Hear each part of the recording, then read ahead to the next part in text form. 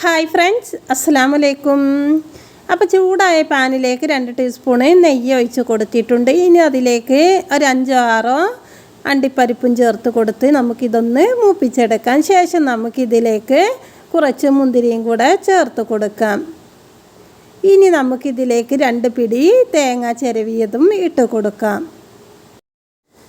എന്നിട്ട് നമുക്ക് ഇതിലെ വെള്ളമൊക്കെ ഒന്ന് വറ്റുന്നത് വരെ വറുത്തെടുക്കാം. കളർ മാറുന്നത് വരെ ഒരിക്കലും വെയിറ്റ് ചെയ്യരുത്. ശേഷം നമുക്കിതിലേക്ക് ജീരകം, ഏലക്കായും കൂടെ പൊടിച്ചത് 2 ടീസ്പൂൺ ചേർത്ത് കൊടുത്ത് നല്ല പോലെ ഒന്ന് ഇളക്കി കൊടുക്കാം. ഇനി നമുക്ക് ഏകദേശം ഒരു 1/4 ടീസ്പൂൺ ചുക്കുപൊടിയും കൂടെ ഇതിലേക്ക് ചേർത്ത് കൊടുക്കാം. എന്നിട്ട് എല്ലാ വശത്തേക്കും ആകുന്ന രൂപത്തിൽ മിക്സാക്കിയ ശേഷം നമുക്ക് ശർക്കര ചേർത്ത് കൊടുക്കാം. അപ്പം ഞാൻ 3 ശർക്കരയുടെ അച്ച് പാനിയാക്കി വെച്ചിട്ടുണ്ട്. അത് അരിച്ച് ഇതിലേക്ക് ഒഴിച്ച് കൊടുക്കുന്നുണ്ട്.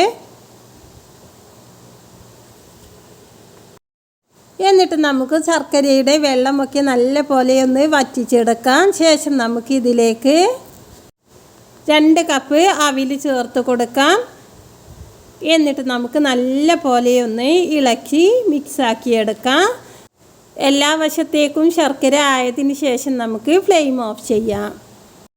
അപ്പം നമ്മുടെ രുചികരമായ അവൽ വിളയിച്ചത് ഇവിടെ റെഡി ആയിട്ടുണ്ട്. ഇന്നത്തെ വീഡിയോ ഇഷ്ടമായ ലൈക്ക് ചെയ്യുക, ഷെയർ ചെയ്യുക, കമൻറ്റ് ചെയ്യുക. ഇതുവരെ സബ്സ്ക്രൈബ് ചെയ്യാതെ കാണുന്ന കൂട്ടുകാർ സബ്സ്ക്രൈബ് ചെയ്ത് സപ്പോർട്ട് ചെയ്യുക.